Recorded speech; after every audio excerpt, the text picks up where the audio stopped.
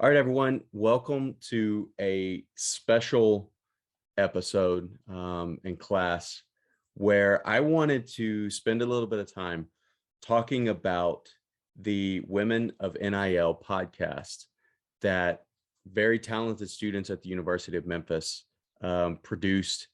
And it's a really cool project that I want to spend some time talking about, and we'll get into kind of where the basis of the project was, but then I want the students to be able to talk about their experience with the project. So first, let's go around, and I'm joined by three of our students. We will introduce each other.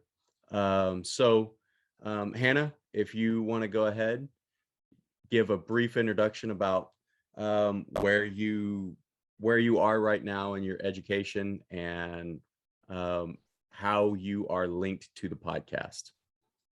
Okay, well, hey everyone, my name is Hannah Basham. I am a current softball player at the University of Memphis. I actually just graduated on Tuesday, an early graduation for us, so that was a surreal moment for me. So I'm still in my undergrad, but also working on my master's, trying to get some hours and get a step ahead. And my role in the podcast was kind of to interview a couple of the softball players and talk about like their experience with NIL, how they feel about it, will it affect their team culture, and stuff like that. What kind of deals they had, how they've been, contacting like companies and stuff, and trying to figure out like just if they need help or what they need to do, and just kind of the process of everything with that. Okay.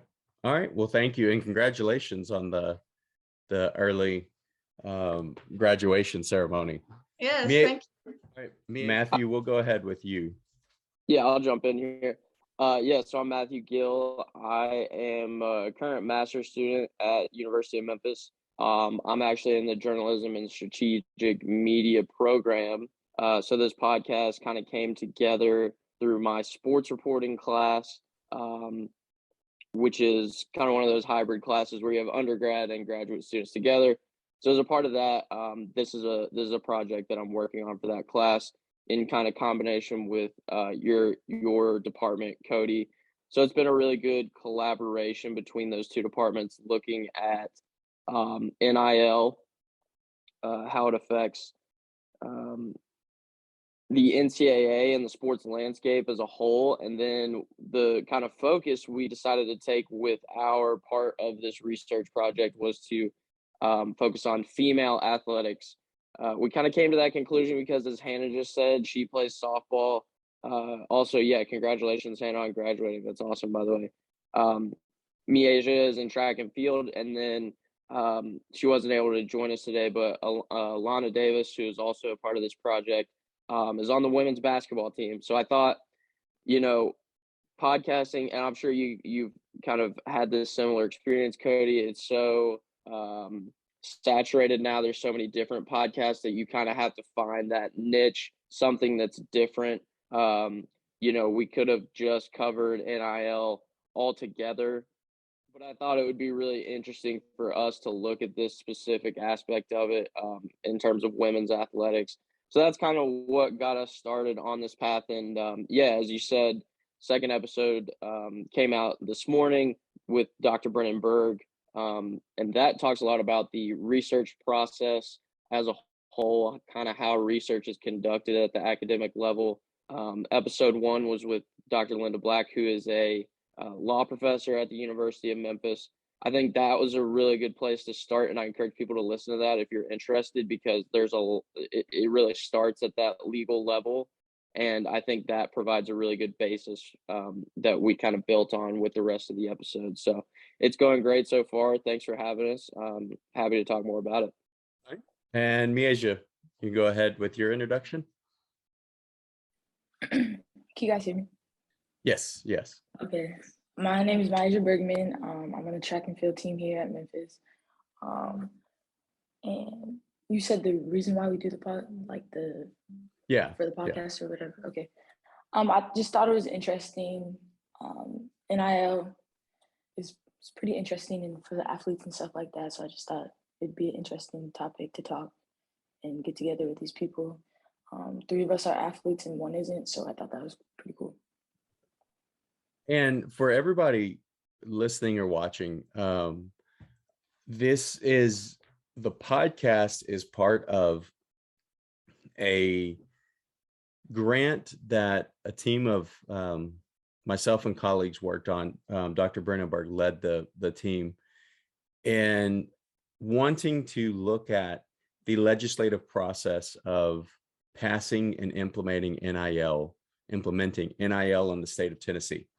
And then from there, it's expanded now to where it's a grant funded by the American Athletic Association to do something similar at different AAC schools, looking at the impact on athletes and the impact on student athlete well-being.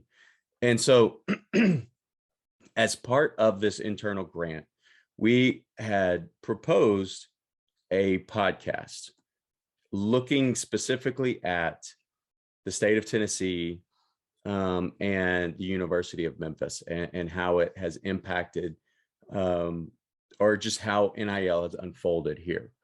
Now, as Matthew said, the idea that myself and Dr. Robbie Bird pitched to the team, and we said, now go for it.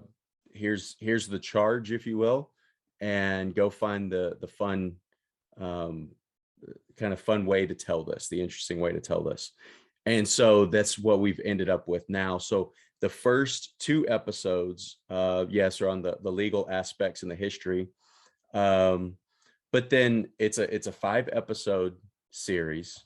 What are the next episodes going to be about? Yeah, so as you're talking about, you're working on this with a bunch of colleagues. So we wanted to make sure we got a really good and full picture from the academic perspective. So we have yourself, Dr. Michael Hutchinson, talking about the competitive advantages, which you both are kind of experts in. How is this going to affect college athletics in terms of team building, recruiting, the transfer portal, all of that?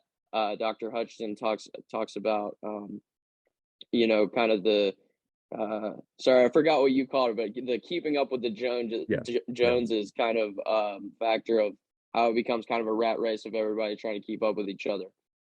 So those kind of cover the academic parts of it. And then I'll let Hannah kind of talk about what we did with the softball players, which is a little bit different from the other episodes, but I thought was kind of a fun shakeup and an interesting way to look at the perspective of female athletes. We just talked about kind of each of our deals, how many we had, just kind of like the app that we kind of go through to, use and to get the deals, like not just emailing people and just being like, hey, like, can I get an NIL deal from you? It's like an app you can kind of go through and like, it tells like a description about it, how much like you will be compensated for it, what the requirements, like if you're a D1 athlete and you go to this school, or if you have already done an NIL deal, like one of the ones that I did, I had to do like an interview with just somebody just wanting some research and some information, and she just had to talk to me and I had to talk to her about, what NIL deals I had, like what I had to do to get it, what like how are you getting paid? Are you having to sign off like a disclosure form? Are you having to do like taxes and stuff about that? And asking if it's like affecting your culture, or it's like rivalries between teams, like, oh, this team has a lot of girls who have deals and stuff like that, but you really don't hear about other teams and stuff having it besides like the Alabama quarterback dude, like it's a sticky situation and a lot of the girls don't talk about it. So I guess so it doesn't, we are girls and you do get mad about that kind of stuff. But yeah, it was an interesting topic to talk about. I loved it. And Myasia, what has been your experience so far with NIL, with working through the system, and working on the podcast also, because I know there's an episode that features track and field athletes. Well, my experience with the NIL, I guess I haven't had any deals recently, or in general. I feel like track is kind of a hard sport to do that in a way. Like, I feel like you have to be well known and stuff like that for track. I know some of the people on our team, like they have deals with Body Armor, but I just feel like it's just hard because you have to be more well known and stuff like that. But yeah, that's in the episode that you the episode with because there is an episode with track and field athletes as well, right? Yes. Does it follow a similar format as the episode with softball student athletes, or what format does it take? Well, yeah, I'll talk about how some people get deals and some people aren't, and why that is the way it is, because it is going to be a little troubling with people that aren't. Yeah, I can kind of speak to the sorry, Miaja, to jump in, but yeah, kind of formatting wise, yeah, we tried with what we're going for with talking to individual athletes is to really focus on the experience. It's more conversational, more so than the interview parts, with yourself and the other academics. So the individual episodes that feature these female athletes are more conversational. We called them round tables. So it feels a little bit more conversational than maybe your typical one-on-one interview or what you've kind of heard so far through the first 2 episodes. And so what? You go ahead. Go ahead, Hannah. Sorry. Just kind of going off of me, Asia, like with the deals and stuff, like I feel like personally, like you only get out what you put in. So like if you're emailing these people and trying to link up with people, what's the worst they can do? Say no, that we're not going to do that. Like you're probably going to get shot down more times than you're going to say yes, but who knows what you could land. It's supposed to be like not who's on the field, even though sometimes it might feel like that, but you just never know. Because the other day I got contacted by somebody and they were like, me and my daughter came to your game and I want her to get hitting lessons from you. And I'm like, I don't even really hit that good, So it's just like, it all like happens like, I don't know, it's random. So I think it's what you put into it. That's what you're okay. And so what are the 3 episodes left? We have the episode where we interviewed you, Cody, and Dr. Michael Hutchinson. I feel are kind of similar in that it is how NIL kind of affects competitive advantage is what we're calling it. So those 2 are kind of a 2-part series of how NIL is affecting competitive advantage.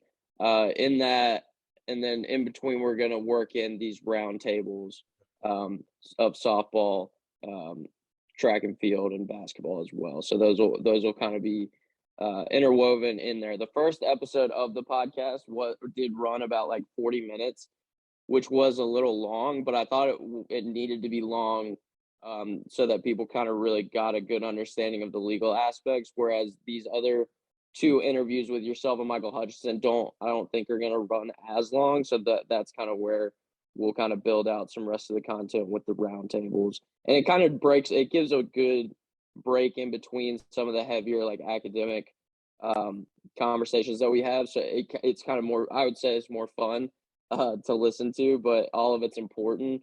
So yeah, kind of just interweaving those 2 things together to kind of break it up and make it easier for people to listen to. Okay. So one thing that I did want to ask is on competitive advantage, have Miaja or Hannah, have you seen, and I know Hannah, you mentioned it a little bit, have you seen that this does have an impact on competitive advantage, or how do you think it will influence recruitment moving forward? I mean, I guess obviously like the bigger schools who are, in the top 25 and do have more donors and they're more financially, I guess you could say, stable, probably would make or want athletes like, oh, I want to go to Alabama, or oh, I want to go to Oklahoma, I want to go to Texas, just because you see that these girls, like, because they post about it, that's what we're supposed to do. If you have a deal, you have to post it, and they talk about it and whatever, and you're just like, oh, that's neat. They have their own website. That's neat. They have their own gummies, like whatever the case may be, but you're just like, it's such an eye opener. And I wish I would have had more time with it just because I am a senior and it was kind of new. But yeah, that's how I feel about that. Yeah, to go off what she was saying, I agree with all that. I think that like the bigger schools have more opportunities, of course, and versus the smaller schools, but it's just something that we have to keep playing around with. And I think it's going to be a good thing for the rest, like down the hill and stuff like that. So. Okay. All right, and I just it's such an interesting time to be a fan of college athletics, a student athlete in college athletics. And this has been talked about for years. And then it was almost like it had been talked about so much, but then as far as the planning and implementation period, it just started like middle of last summer. And it was like, hey, it's open, everybody go, and everybody do it. And so it'll be interesting to see what happens in the future, how all of this kind of unfolds, and where this goes, and what type of regulations, more regulations are put into place and things like that. But I think it's a very interesting topic. It's a very interesting time, as I said. And I want to let everybody know I'm listening to the podcast episodes just like everybody else. I haven't listened to them before, and they are very, very interesting. I look forward to whenever they come out each week, so I can learn a little bit more about the student athlete experience with it. And so anything else that either of you or the three of you would like to say before we wrap up? Yeah, I'll jump in real quick. First of all, just thanks, Cody, for having us. Thanks for listening as well.